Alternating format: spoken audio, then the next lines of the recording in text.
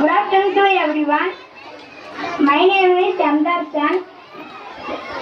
I am studying 6th standard B section. First of all, I would like to thank you for giving me this opportunity. I am going to speak about Kalvi Kanchiranga Kamarajar. Kamarajar was born on July 15, 1903 in Virnagar to Kumarasamy and Shivamli Ammat.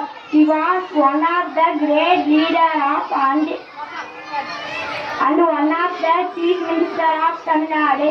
He was also known as Kingmaker, Kavi Tandai, Tyagaraja, Karmaveerar. During his period, Tamil Nadu has become the best administrated state in India. Education was given more importance. This enabled poor children also to get education. In IIT was started in Chennai for creating first class engineers. Several dams and irrigation canals were built. Many industries were started in Tamil Nadu. He was awarded as Bharat Ratna 1976. Kamarajar breathed his last on October 2, 1975 in his sleep.